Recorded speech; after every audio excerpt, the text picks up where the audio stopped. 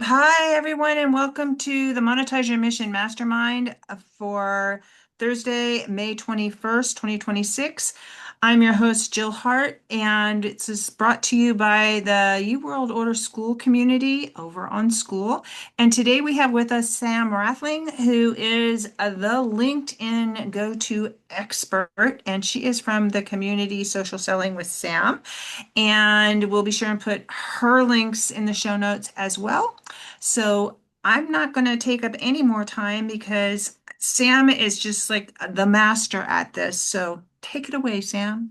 Thank you very much, Jill, and thank you very much for having me. And for those of you watching the recording, hello to you as well. I do have some slides to share today, but first, I just want to get a sense from the people who are here live with me right now. And just in the chat box, if you were to rate yourself out of 10 on LinkedIn, with 10 being like, I'm amazing, I get tons of clients from LinkedIn, and 0 being, I don't use it at all, just give me a guide as to where you are at the moment, just so that I can direct the conversation in the right way. It would be good to hear from you guys. Okay, we have a mixture of skill sets. Where are you, Jill, do you think? I am doing so much better just because of you. I mean, my LinkedIn connections are so much better. I mean, Good. I love going over there and I love sharing articles over there, and I'm really feeling like just the tweaks that you gave me have helped so much. Good. I'm glad. So Can, I do think, go can I ahead, just, Tracy. yeah, I want to say that like the reason I gave myself a 3 is because I used to use it long ago when I was in corporate America, and I've made a major pivot in my career. And so I do something very different now. I write about folklore and magic and things like that. And Amazing. so I'm just sort of picking it back up. It's not that I don't know how to use it. It's just like most of my connections there are like from my corporate days. And so I haven't been doing a lot with it besides having Substack send my videos there. So, Got and it. I have noticed even with that little change that my interactions have like skyrocketed. Good. So I think it's not one or the other. For me, it's about how do you combine the two. So how do you combine Substack with LinkedIn and almost have this like flywheel effect? So it's like, okay, well, I'm going to do things on Substack and I'm going to repurpose them and have LinkedIn over here. And then how do I use LinkedIn to bring people over to my Substack and vice versa? So I think they can coexist together. I'm obviously not a Substack expert. That's why you're with Jill. But I do think that there are lots of ways that you can intertwine the two and to build on both. And I know that Jill, you've probably got some input in terms of how you've been using it specifically from a Substack to LinkedIn and vice versa perspective. So I've got some slides to run through with you. I've got some kind of basic stuff on LinkedIn around profile, things like that. So how do you get your foundation set up? So I'm going to do that first with you, and then we'll talk a little bit about how do you build your network and how do you find your perfect prospects over there. And then we will cover a little bit on content as well. So I've got quite a lot to get through. If you do have questions, feel free to pop them in the chat, but I will come to them at the end. And I'll just stay on as long as you need me to for questions, if that's okay. Is that good? All right, perfect. So let's go. Ubed, do you have a question or no? Okay. No questions. Okay, you look like you were about to ask a question. I was That's just I fine. think No he problem. enjoying. was giving you a thumbs up. Oh, okay, perfect. All good. This is our second call today together, so there we go. So I'm just going to share. I will put this into presentation mode. 1 second. Okay. So this should hopefully be coming up. There we go. So this is all about getting clients and making money from LinkedIn. So I'm Sam, as Jill has already introduced me, as well as being a LinkedIn expert. I'm also a mom of 3 neurodivergent teenagers. We all have a whole neurospicy mix in this house. I'm also a breast cancer survivor. So in 2023, I was diagnosed with breast cancer. So I'm a big advocate for talking about my journey and sharing my experience, because I believe in raising awareness, and also I raise funds as well for research charities. I work with big corporates, but I also work with small businesses too. And I've written a couple of books on this subject. So I've been teaching this for a really long time. I've been on LinkedIn since 2005, so 21 years, longer than my kids have been alive. And I have been doing business development there since about the same length of time. I've been teaching this since 2010. So if we're not already connected, feel free to connect with me over on LinkedIn. This is my LinkedIn QR code. So you can just point your camera at the screen and it will take you through to my LinkedIn profile. You all have one of these, by the way. So if you want to download your QR code, if you ever go to events or you ever want to put it into a presentation for other communities, things like that, you can go find your own QR code. If you go to the LinkedIn mobile app, and if you click on the search bar at the top of your LinkedIn mobile app, and at the very top of your search bar up there, to the right-hand side, you'll see a little squiggly square, and that basically gives you your LinkedIn, oh, I've just disappeared, your LinkedIn QR code. So if you ever wanted to know how to get your own, that's where you find it. So feel free to connect or follow on LinkedIn. The difference between following and connecting is if we are connected, we can message each other. If you're just following my content, you hopefully will see me in your newsfeed, but you might not. And we have a two-way conversation if we are connected. If it's a follow, it just means you're following me, but I'm not following you. So you can have unlimited followers and you can have maximum 30,000 connections on LinkedIn. So I talk about this thing called social selling. That's what my community is all about. And this is basically about building relationships, creating brand awareness, and building trust, so that when you are connecting with people on LinkedIn or you're putting out content, you're essentially staying top of mind with potential customers and prospects, so they think of you first. So you're not going to go from being connected to someone today to suddenly them parting lots of cash with you for tomorrow. There is this nurturing process that needs to happen in between. So that's what social selling is all about. It's about not being salesy, not being kind of, going into someone's DM and throwing up your business on them within 2 seconds of connecting. That's not how to do LinkedIn well. This is about taking your time over these relationships and essentially, staying top of mind so that when they are ready to buy, they think of you. So every notification that someone gets, or every time you like and comment on someone's post, or every time you post in the newsfeed, you're almost planting like a little seed. And you're in this big bustling ecosystem of LinkedIn, but every time you do that, you're planting a little seed in the head of your prospects. I've been doing this nurturing and building relationships and networking for a really long time. And ultimately, LinkedIn is a professional networking platform. I was 5 years old, obviously, when I started school. That's little Sam on the right-hand side there.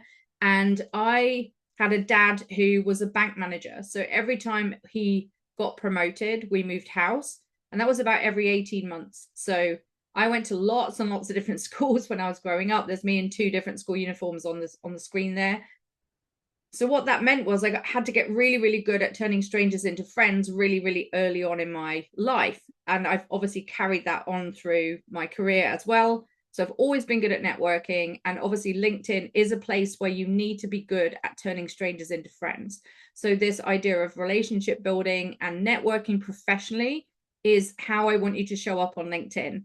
So I've just been doing it a really, really long time. So if you were to walk up to someone at an event in person, networking, you'd maybe walk over to the coffee stand or the water cooler and you would meet them, you'd shake hands and you'd start a conversation, but it wouldn't be one person pitching the other person. It would just be a friendly chat. And you'd probably walk out the door having made some friends with people that you didn't know when you walked in there. And that's how you need to treat LinkedIn. So I've been doing that since I was 5. So the way to get business on LinkedIn is by being, firstly, being visible. So you're not going to get clients on LinkedIn if you are lurking, or if you're kind of hiding behind the curtain, or maybe you just have a profile. You never comment, you never like, you don't know what to post, you don't post, you never connect with anyone because you just don't know what you're doing with LinkedIn. That's practically invisible. So we have to start you getting visible on the platform. And that comes from having the right keywords on your profile. It comes from posting. It comes from engaging. It comes from being active member of this bustling community. So just like you are on school, you're in communities, you're in Jill's community, you're probably an active member inside the community, inside Jill's community. So think about using that as a safe space to practice how you need to show up on LinkedIn. And same when you're on Substack as well. If you're not posting, if you're not putting out your notes, if you're not writing articles and newsletters, if you're not writing over on Substack and you're just consuming, you're going to be invisible. So the same thing applies over on Substack too. So I'm sure, Jill, you talk about visibility all the time when it comes to that. And the same goes for the other thing that's going to get you business, which is going to be about credibility.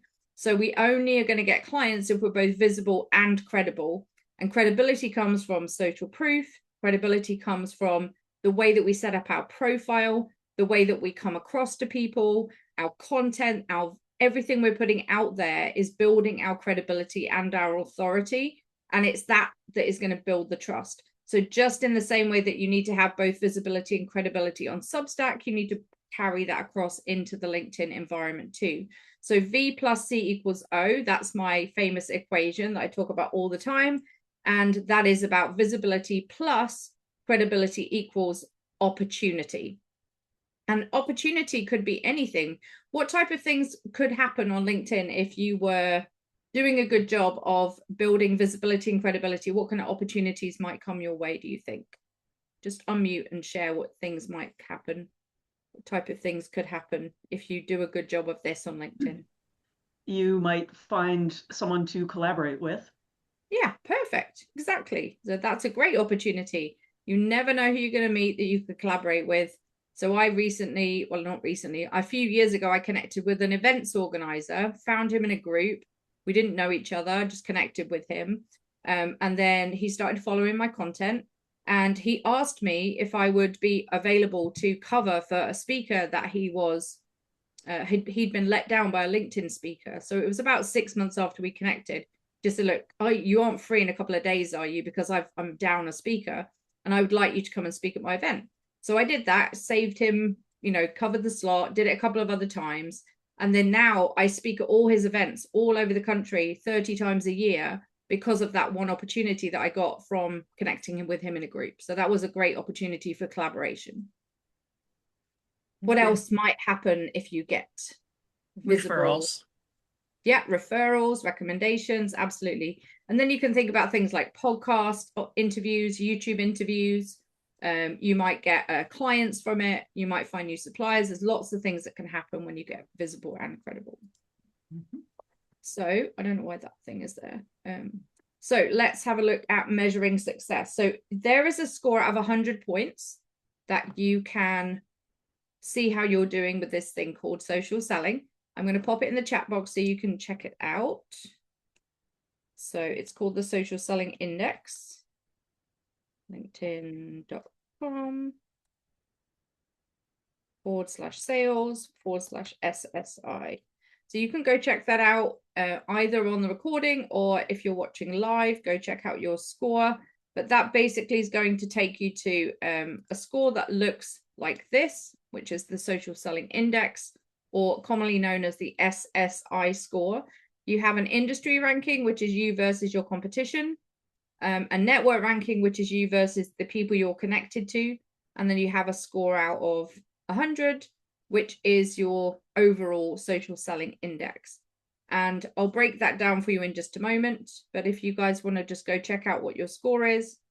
If you said you were a 3 out of 10, you're probably going to be somewhere between 30 and 40. If you're a 7, you're probably going to be somewhere between 50 and 70. So I can normally guess from your kind of your own self-ranking as to how much you're using LinkedIn, what your SSI score is probably going to be. Nice, 68, 61. Has yours gone up at all, Jill, since you started doing a bit more stuff?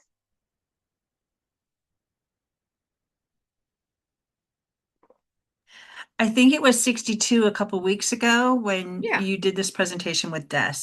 Yeah, amazing. Perfect. When you say like 30 to 40, is that for the industry or the network? This one here. Yeah, this one in the middle here. Oh, okay.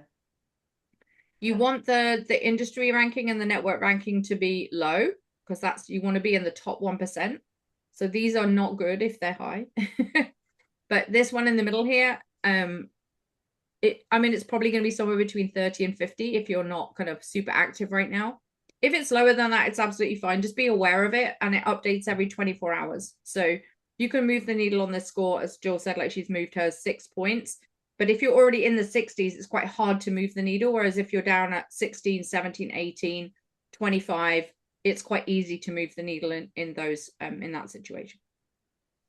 So how does this break down? So this is your I would take a screenshot of your score at the moment in terms of what it looks like, just so you can kind of benchmark yourself. You can see your people in your industry and people in your network and what the average is. So it's 4 components of the score. So you've got the orange one, which is to do with your brand. So that's to do with your profile and your content. So if you're not posting at the moment and your profile's terrible, you won't have a high orange score. The purple one is to do with your prospecting, your network building, the types of people you're putting into your network. So some people are doing that really proactively and other people are being very reactive with that.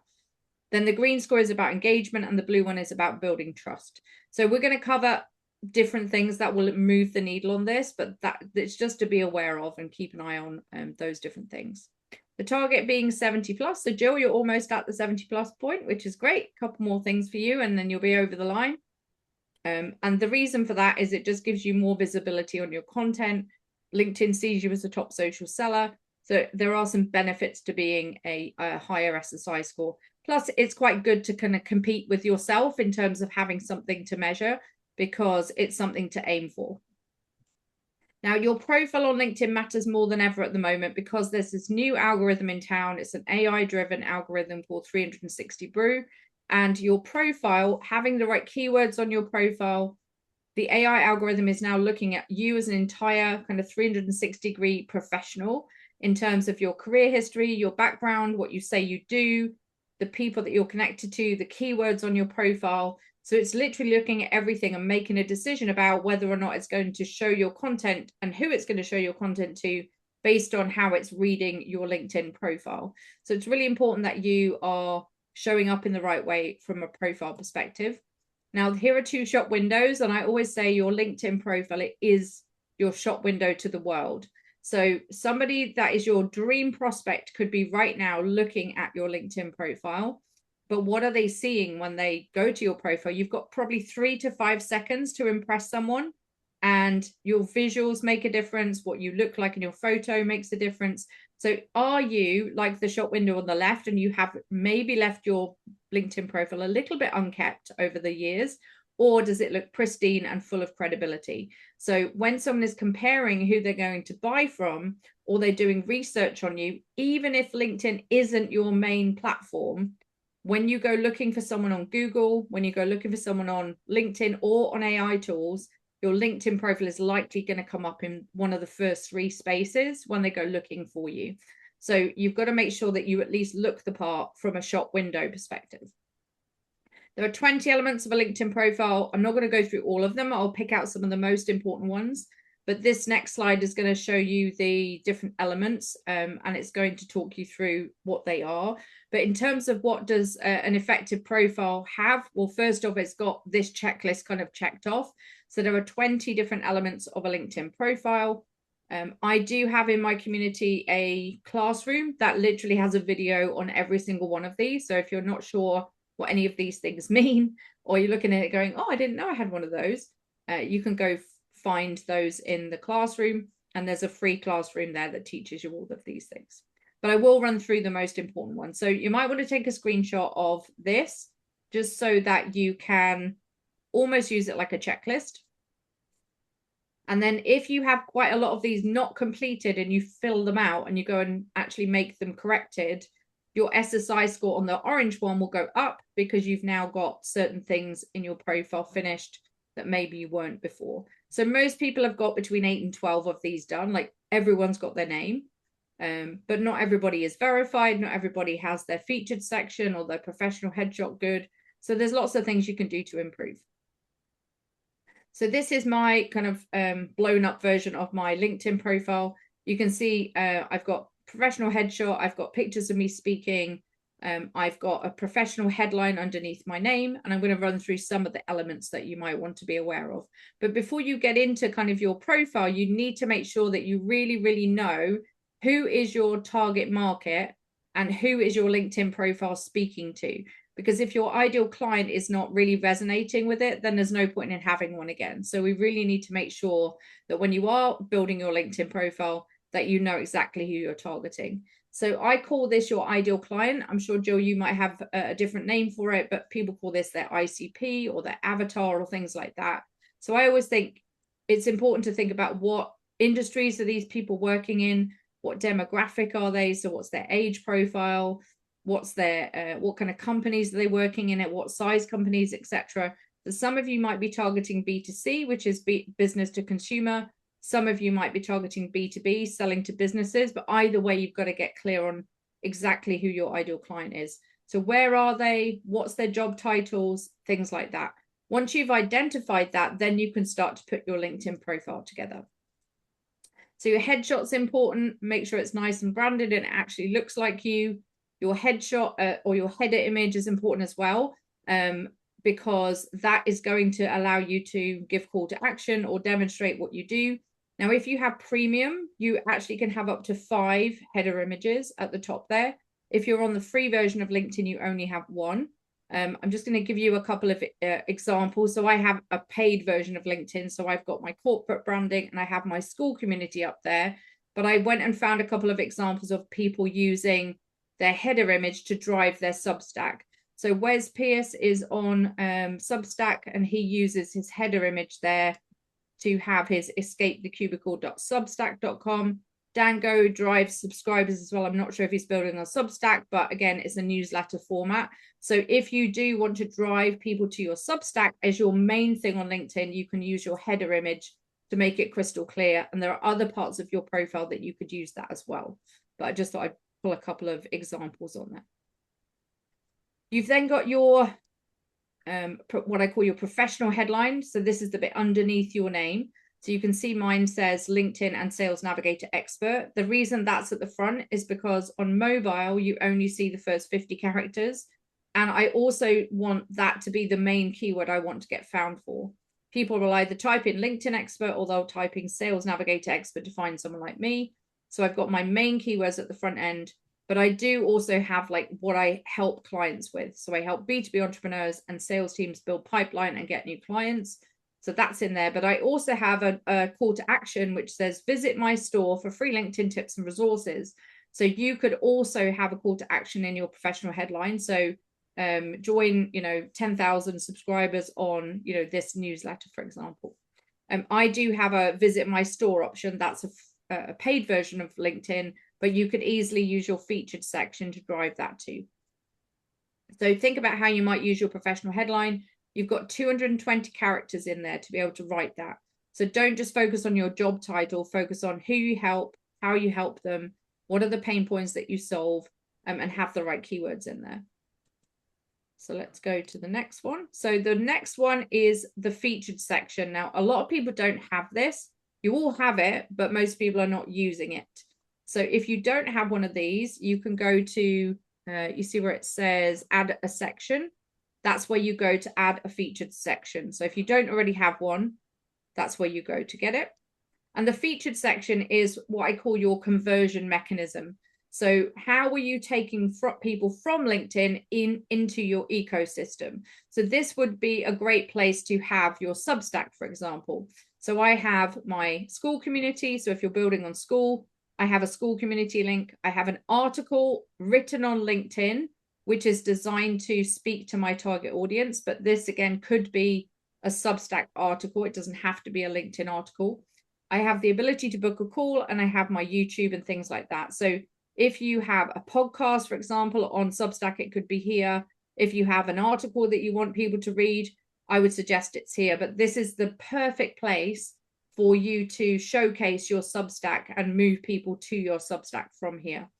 There is obviously LinkedIn newsletters as well. They're fantastic. And I do believe that you can have both. I have a client with 140,000 followers on LinkedIn. He has 40,000 subscribers to his LinkedIn newsletter, and now he's building over on Substack. He's keeping them separate because they're slightly different audiences, but he's finding it very easy to build on Substack because he's got the experience of building his newsletter over on LinkedIn. So that's definitely one place I would add your Substack. You can click the little plus, and then it will allow you to add a link, and that's where I would put it. You can change these like thumbnails, so you don't have to just pull through what Substack gives you. You can edit these so that it looks nice and clean. Now, when it comes to your about section, this is like the bio on LinkedIn. You can you've got to make sure that you have a really, really succinct and really credibility building first 4 lines, because no one's going to click on see more, which is this button here, unless they read the first bit and think, wow, like I really need to connect with this person. So if they knew nothing else about me, I want them to read my first 4 lines on my LinkedIn profile. So imagine someone's about to bring you on stage to a massive crowd of 500 people, and they're really building you up and bigging you up with all the most credibility building things that they could say about you. That's what you want to put in your first 4 lines, not like a small question, or, you know, think about what would be the thing if they read nothing else about you, like that you would want them to read. And then once you open up Seymour, you can have all your other stuff there. You can have your Substack, you can have your community, you can have all your call to action. But if they read nothing else about me, I want the people on my profile to know the first 4 lines up there. I have my program, my cohort, my corporate stuff, my speaking, my community, my how to contact me, but there are multiple calls to action inside the about section. This is an older one. This cohort is filled now, but you know, DM me with I'm ready for the shift to apply, book a call to learn more in my featured section, visit my school community here. So this is another place where you could mention your Substack and have a short link through to that. They're not clickable. Someone would need to, you know, go and find them, or, you know, copy them across, but at least it is another way for you to talk about that. I have other talking points like me outside of work. That's quite important for you to have in there as well, just to build that human connection again and build relationships with people. So you don't have to do it exactly like mine, but there are, you know, many different formats you can use for your about section, but I quite like breaking it down into mini paragraphs so that you can easily make it clear for people to see what you're about. Now I'm doing some profile audits. If you did want me to roast your profile privately, I'm happy to do that for you. So if you did want to take advantage of a profile audit, just need to email my VA Lucy. She's also in the community, lucy@samrathling.com, and she will arrange for you to have a profile audit, and they're completely free. Takes about half an hour, and I will, you know, go through your profile with you. If you prefer to take action on the things I've said first and then book it, that's fine. Or if you just want to book it, I think my diary's full for this week and half of next week already anyway. So that will give you enough time to go and at least do some of the work, and then we can review it. Or if you just want to wait until we get together, you can do that as well. So lucy@samrathling.com. Just put the subject line profile audit. She knows what to do. Okay, so let's talk about building your network. Has anyone got any questions on profile before I move on? I'm just going to break there, Jill, just to see if anyone's got a question about profile. Anyone? Guys, all good? All good? Are there any other ways, Jill, that you are using the profile to move to Substack? I actually move everybody to my school community, but School or Substack, yeah. Yeah. It's perfect. Gold. You're just passing out gold. Dropping the gold. Okay, so let's talk about building a network. So this is where LinkedIn comes into its own.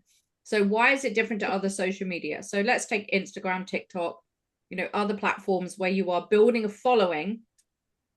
It's a very one-way street, and you are not in control unless you're doing very targeted ads, which are expensive, to control who's seeing that content. But with LinkedIn, you can handpick who is in your network. So you'll have an existing network of some kind, ex-colleagues, people you've worked with, people that have just randomly found you, but you are in total control of how you build your network from this point forward. So if you know that your target audience is leadership people or CEOs or business owners in this area, or, you know, whatever your preferred ideal client is, they're all on LinkedIn, and you can go find them and you can proactively build your network with those people. You can invite up to 200 people a week on LinkedIn to join your network. So if you did that every week for a month, that's 800 direct ICP, extreme ideal clients that you can be inviting to connect. And you should, with a decent profile, get around 50% acceptance. So if you invite 800 in a month, that's 400 new people in your network every single month who are actually your ideal client, not just randoms, like ideal client. You've literally gone and found exactly the person that you want. You've handpicked them and they've said yes to joining your network.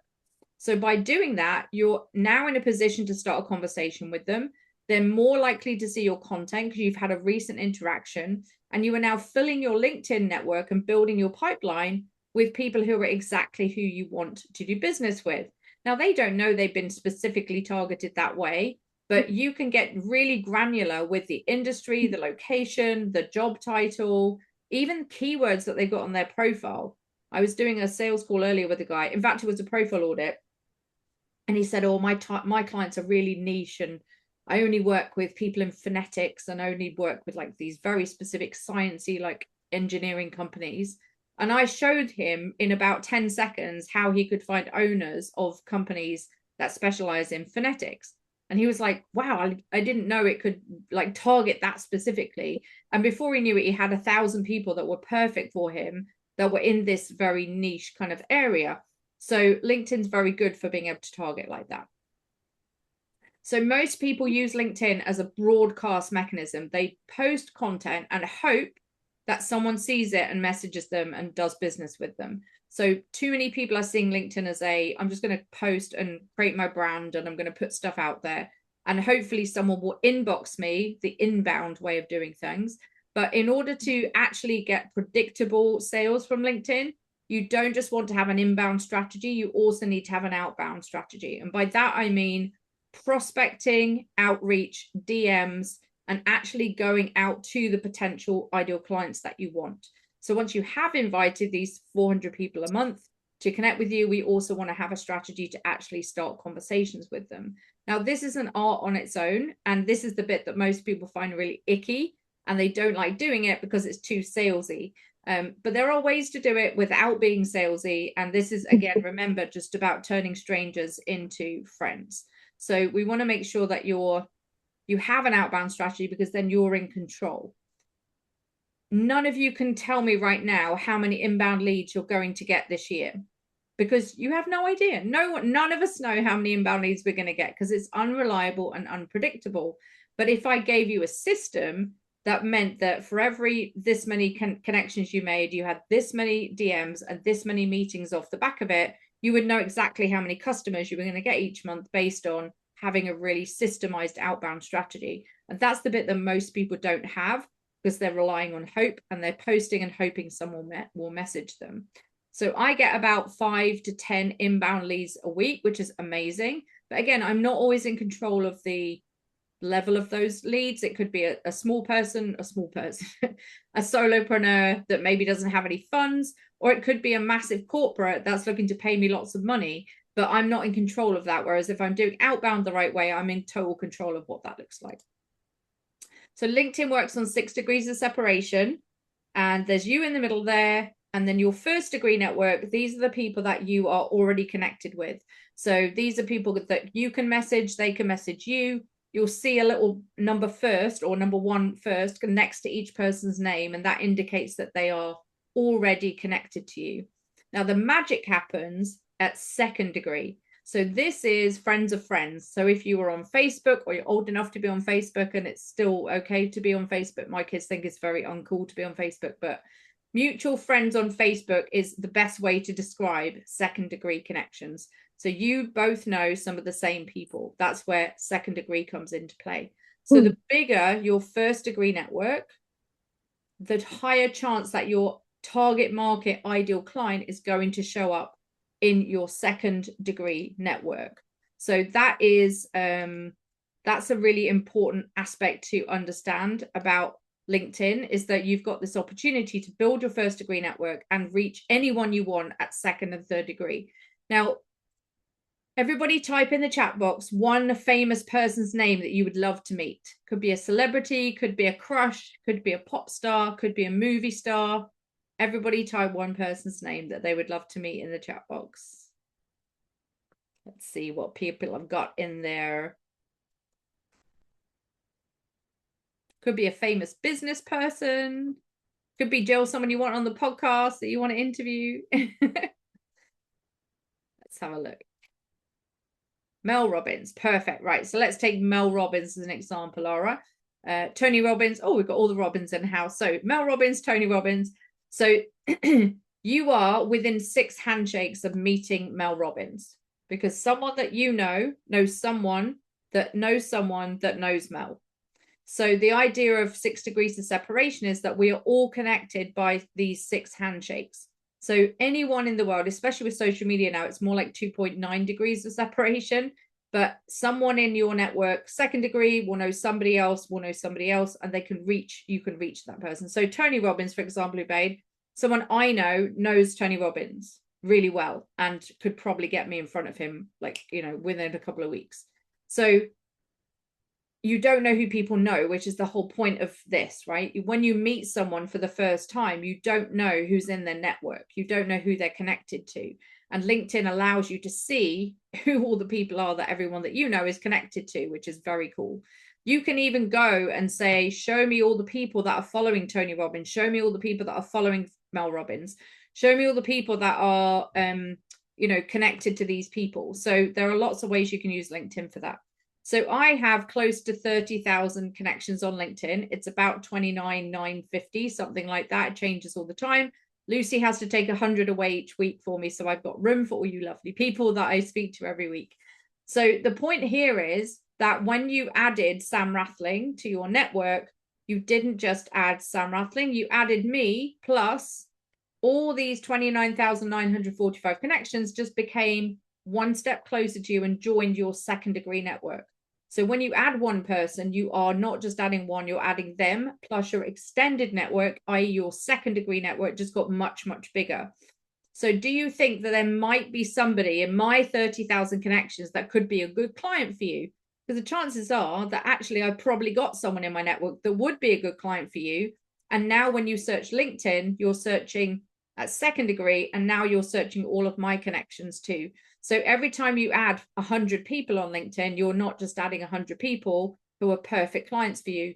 You're also adding a massive amount of people into your 2nd degree network. So when you're prospecting, you want to prospect at 2nd degree.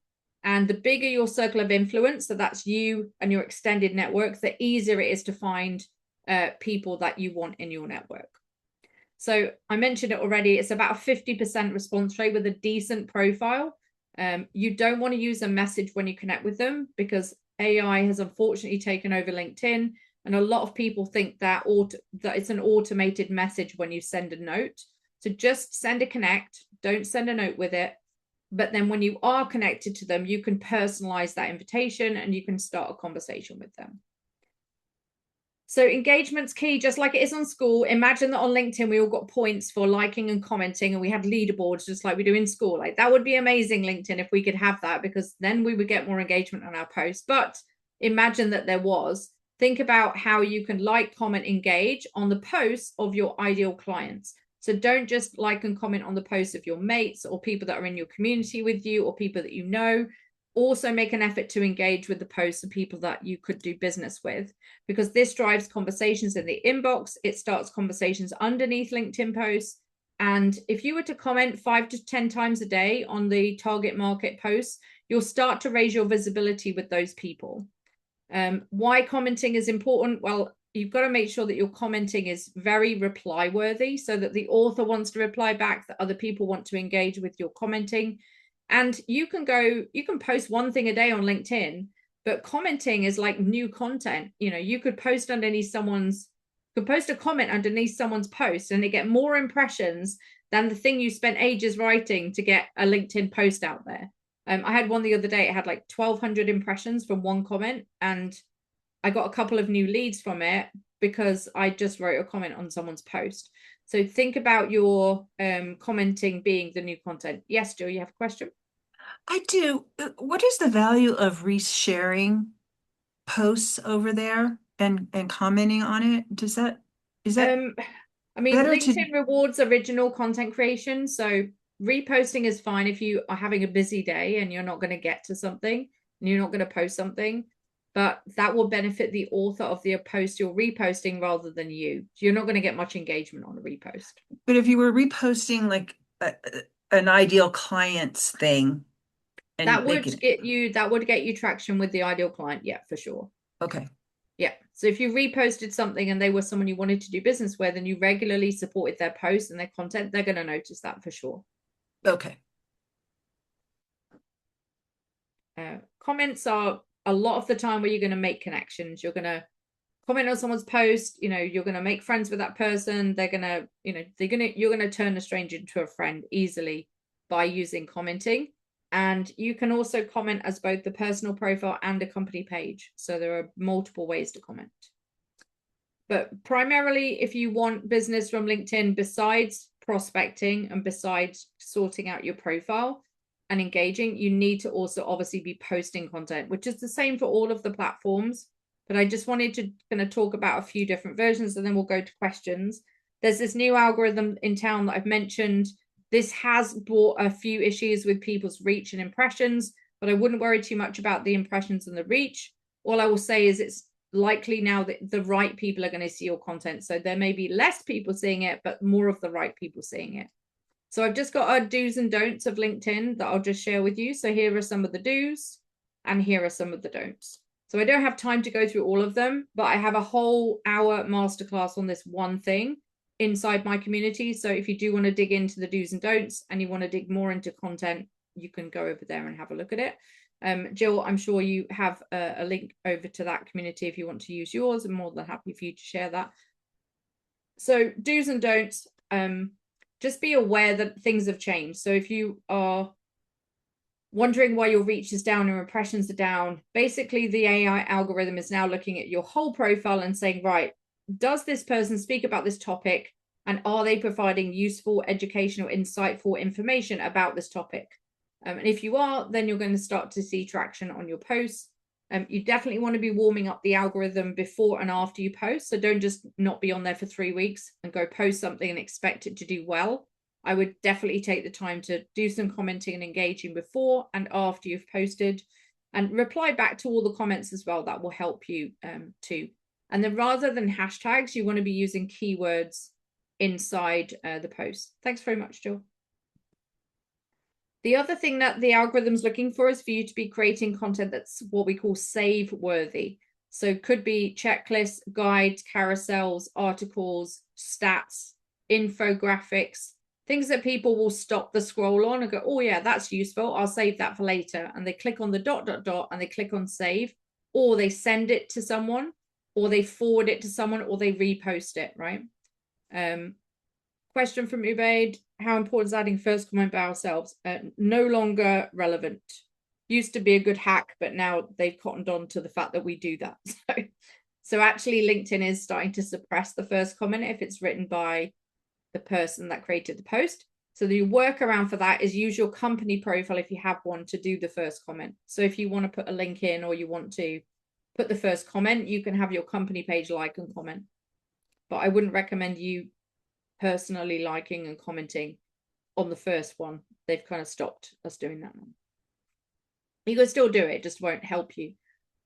So type of posts that do well, educational posts.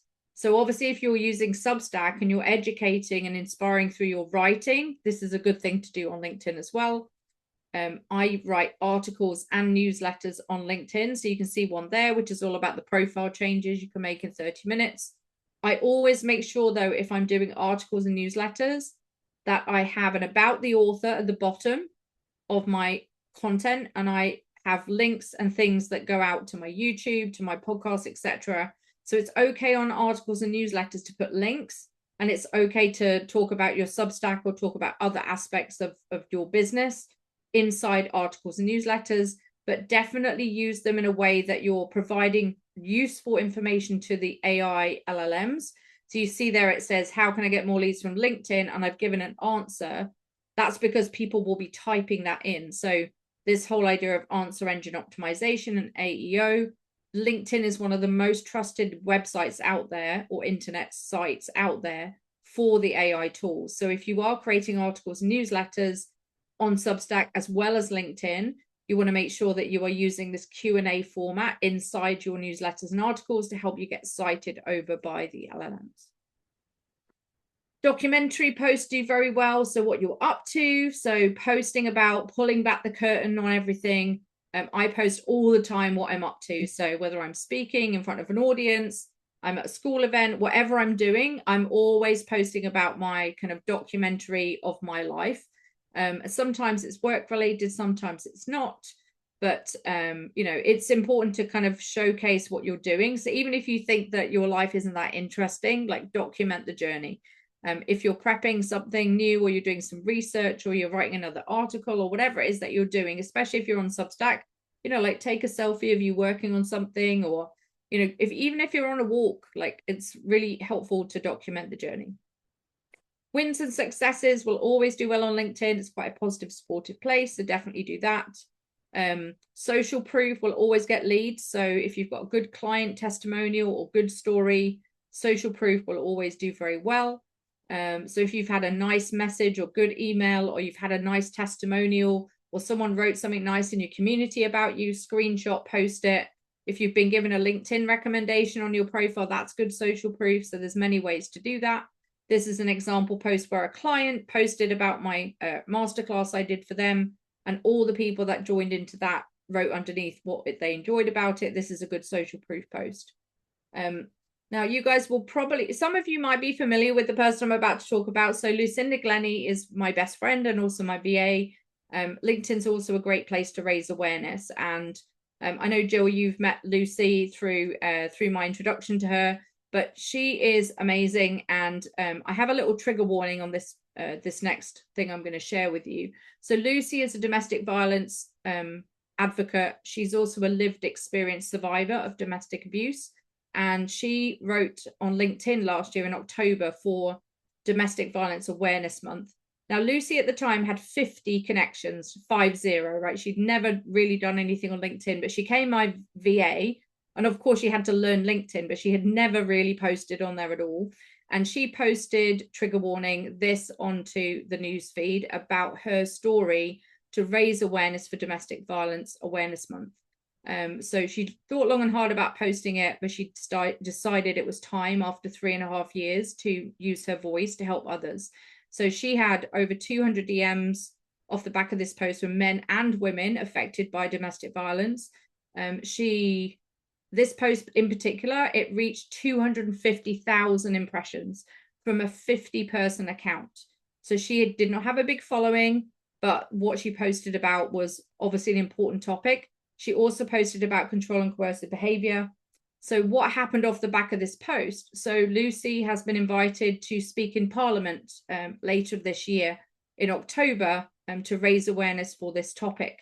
She got invited by Lincolnshire Police to participate in helping the police officers get upskilled and train better to recognize the signs of domestic abuse. She was filmed by the police. It's now in their training videos. She then got invited to become the voice of their social media. So they don't mention Lucy. She just did a post about it tonight, actually.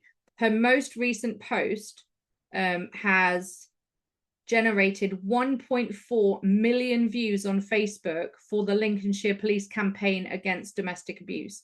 And that is Lucy's story and Lucy's words that are doing that. So she's now got a Substack, thanks to Jill, and she is absolutely amazing. It breaks my heart too as well. She's absolutely incredible woman, and like she's my best friend in the world, and she's awesome. So feel free to go follow Lucinda on Substack and LinkedIn.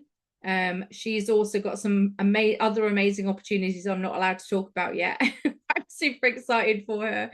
And yeah, she's got stuff going on. So she's also getting clients for her VA business as well, because she's using her voice. So she's not only talking about domestic violence, she's also out there as a VA. So she's picking up clients as well.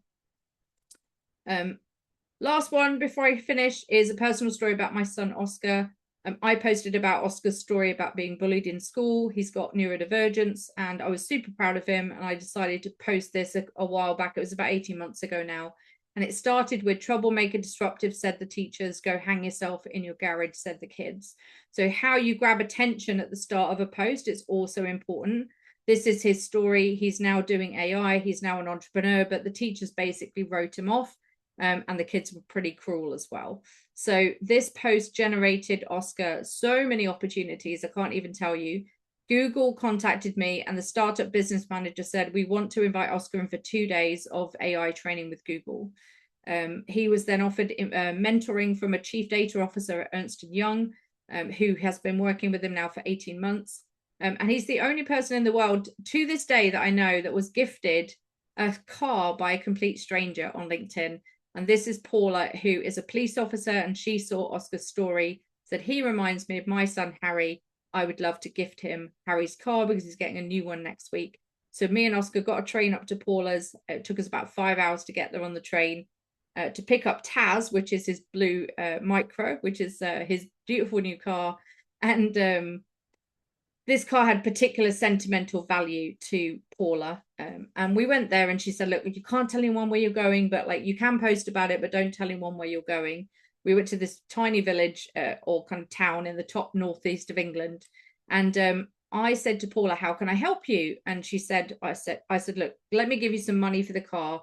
She was doing this project, a social enterprise project. And she said, actually, this is a completely not related at the time, but it's a domestic violence refuge for men. But we've run out of funding and we don't know how to finish it. So me and Oscar got in the car on the way back, and I said to Oscar, how do you think we should help Paula? And he said, Mum, we're going to take it to LinkedIn. And me and Oscar posted about the project and asked our network if they knew anyone that could help us get fire doors fitted in Paula's property so that she could open her refuge and open her social enterprise. And that is now done. 3 months later, this was done off the back of the power of LinkedIn. So there's a couple of stories to finish off. Long-term consistency trumps short-term intensity. That's my favorite Bruce Lee quote. But it is all about being consistent, just like it is with every social media platform. And you might get all excited about LinkedIn, but don't just do it for 2 weeks and then stop. Like, do little and often, and be consistent with it, because it will pay off. That's the link to my school community, but Jill's already put it in the chat, so I'm going to let you use hers. And I'm Sam Rathling, and if you're not LinkedIn, you're totally linked out. That's me done.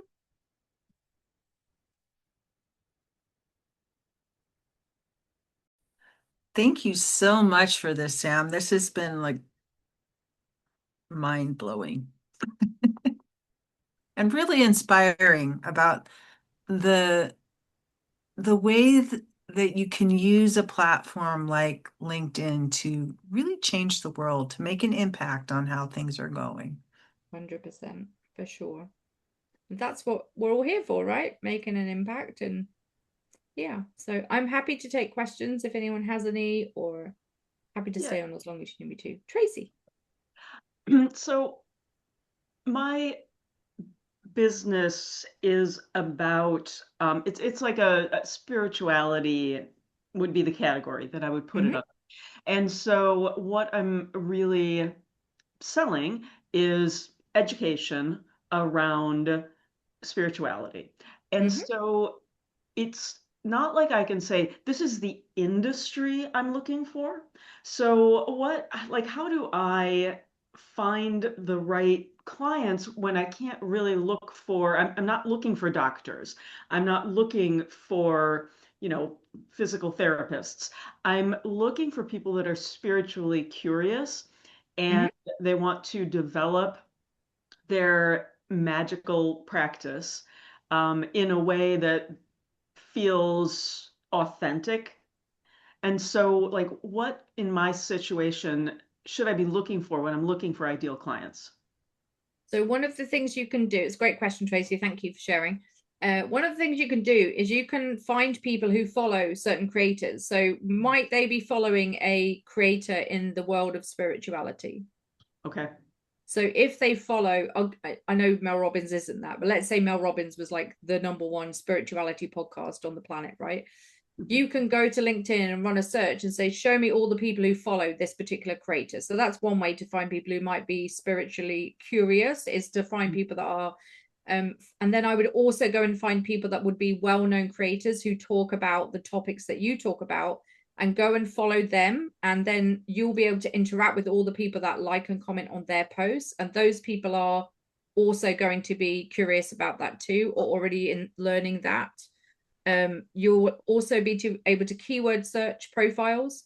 So some people might have things like, I don't know, Reiki, spirituality, yoga, like they might have things on their profile, just like I have things about my neurodivergent kids and the fact that I love the Algarve and things like that. So you might find that people actually have certain keywords on their profiles that would indicate that they are in your realm, or at least curious about your realm. So think about that too. And then I would look at some of the people you already have coming your direction and think, well, actually, like, let me go and see if there are other people like this person. So is there a particular age profile or gender that you tend to attract, or? I tend to attract women, Okay. and it's usually women who are probably 30, 35 plus. Okay.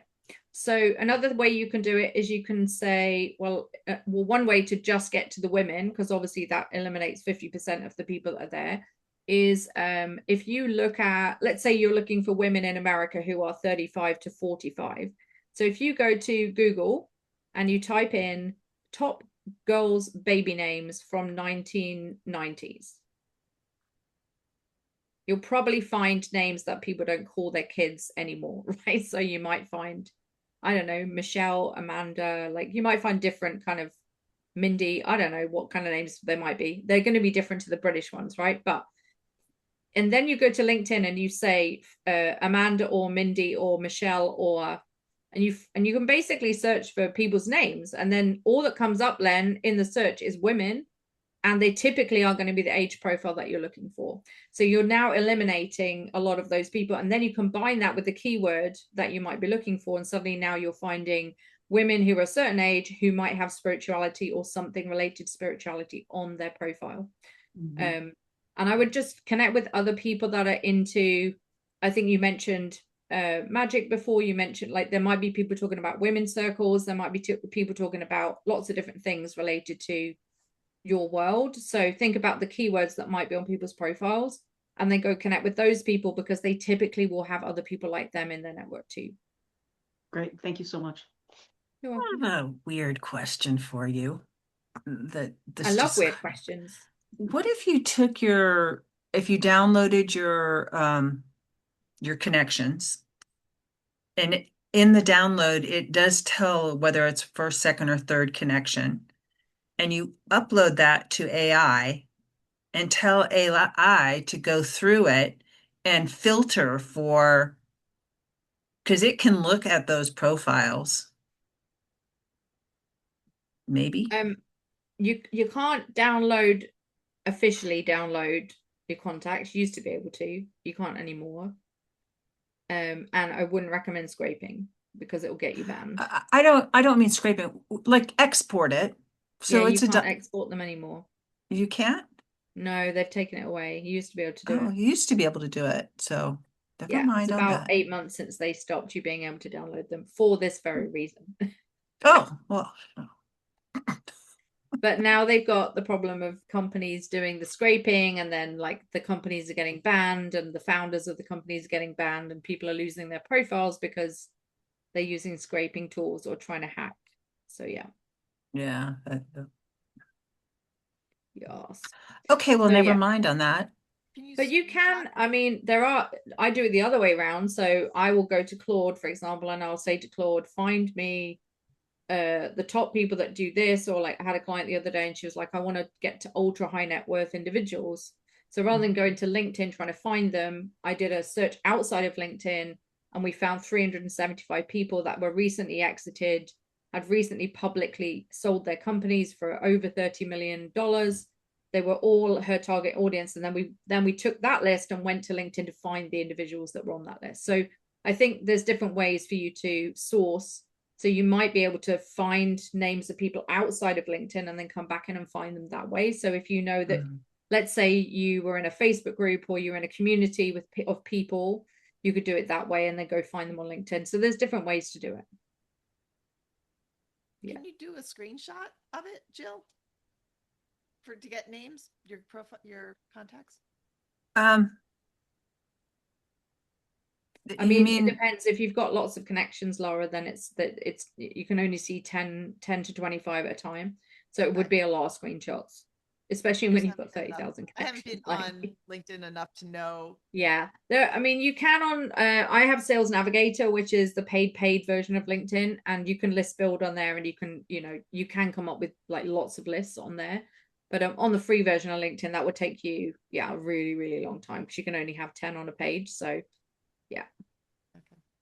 But yeah, keywords is a good way to do it. So keywords combined with, and you would build it as what's called a Boolean string. So I don't know if you're familiar with that term, but if I write in the chat box here, so I'll write one for you, Tracy. So it will be something like, I'll just use a few names, Amanda or Mindy, or we'll go Michelle, and spirituality.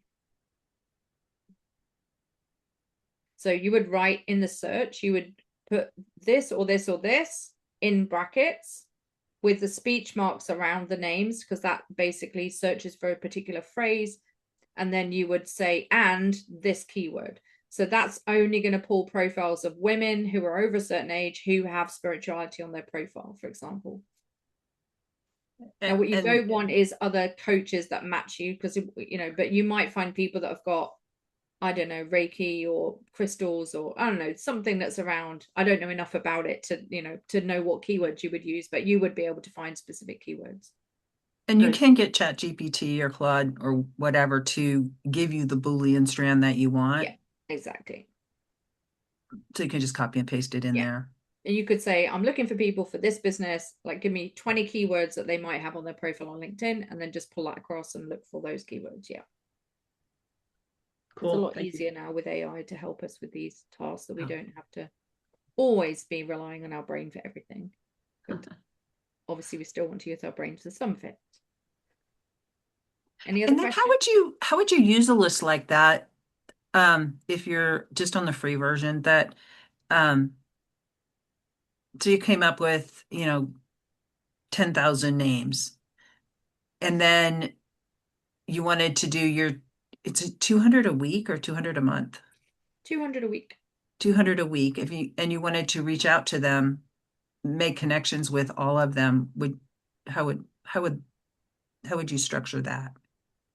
So the first step is to just simply press connect and let your profile do the heavy lifting. So that's job number one, is just to hit connect, and that's easy. It does not take long at all. Lucy does it in my account. It probably takes like 15-20 minutes to do 200 in a week. So I would not do all 200 in one go. She does it over 2 days. But yeah, just a straight connect to those people. That typically will drive people to look at your profile, which is why the profile matters, because when they look at your profile, they'll make a decision about, am I going to connect with you? And then if you did want to, which is the next best step, is to then drop a message to each person that you've connected with. Now, that's a whole art on its own. I could talk 3 hours about prospecting and outreach, but that is, everyone's different, and you're going to have to, you definitely don't want to be selling in that message, but you just want to be asking a very conversational question, not a big blurb or not about you, but just about them, So, but again, I've got training in the classroom. I did a masterclass on outreach the other day that's just sitting in the classroom in the community. So like, it's all there. You just need to, figure out what's your question that you might ask them, and a bit of personalization as well. You might see something they've recently attended, or you might see a post that they've done recently, or things like that. So you definitely want to make it not look like you are just sending the same copy paste thing to everyone, or that you've written it with AI, or that you're sending it with automation, because that just doesn't work. Voice notes are quite good. Videos are even better, because they obviously are you reaching out to that individual. So you've got to find a way to cut through the noise, because everyone's getting pitched on LinkedIn. People are getting 5 to 10 horrible pitches a day. So you don't just want to blend into all of that, especially in what you do. So you want to make sure that you're being very non-salesy, and maybe just ask a curiosity question, or I'm doing some research, ask a question. But not a question that's difficult to answer. not one that you would be delving into in a discovery call like 30 minutes in when they know you a bit. Like this has got to be, it's not going to be like, what's your biggest challenge in your business right now? It's not going to be that. It's going to be something a lot more softer and a lot easier to answer, because at the end of the day, you're a total stranger to this person in your first outreach to them. So mine's just like, how are you finding the changes on LinkedIn recently? And some people just go, oh, what changes? I didn't notice anything. And other people go on a massive rant. Other people will say, what are you trying to sell me? And I'll be like, nothing. But I don't actually care what the answer is, because all I want is them to reply to me. As soon as someone's replied to that question, I now have them in a conversation with me, and I can take that wherever I want it to go. I get about a 40% response rate to that question. So if I send 100 of those questions, I'll get 40 people in the DMs with me. And then I can move those to my school community, or I can move those to my to a free call. I can move those to a profile audit. It doesn't matter what I do with them. So same with you, Jill. It's like, oh, are you building on do you have a Substack? Like, are you building on Substack as well as LinkedIn? Like, oh, okay, well, then you're in a conversation. Some people will say, what's Substack? Some people will say, oh, I've heard of that. Some people will say, yeah, actually I am. I'm trying to figure out how to do it. Or, so yours can be a very simple Substack, yes or no. Like, I'm doing some research. Are you on Substack? Yes or no? So. Yeah, I like that. I like how you say that with I'm doing some research, because it really just feels like market research versus. Yeah, exactly. It's non-threatening, right? I'm doing some research. Pitch you. I want to know if you're, yeah. Yeah, I like that. Sorry, my daughter's outside the door. Just 1 second. Hungry. Oh, you haven't fed me. Yeah, oops, bad mom. I really appreciate you coming, and I don't want to take up like too much more of your time. This has been amazing, Sam. I'm super grateful to you. Welcome. Thanks for having me. I appreciate the opportunity to be here, and I love your community. I love the energy. I love everything. It's really fun. And I appreciate you sending people my way as well, because I've been connecting with some awesome humans in my community over there. So it's great to meet you, Tracy and Laura. And I know Ubaid was on earlier. He was on my networking call earlier. So I'm glad that you all came. And if you're watching the recording, feel free to connect with me on LinkedIn. And of course, if you want help with anything, just jump over to the community, and Jill, I'm sure, will post the recording and the link to join. I will, for sure. And thanks again. I will. I think I messaged you, Jill, about getting on your podcast, but I would love to do that as well. So, well, we'll definitely make sure that happens too, Sam. Yay! And I will be in touch with you to arrange a time for you to talk about Substack over in my group as well, because I think everybody needs to know about it. Excellent, excellent. Thanks, everybody. We'll see you next week. And if you're watching the recording, come join us over in the school community, the U World Order. Take care until next week. Bye-bye.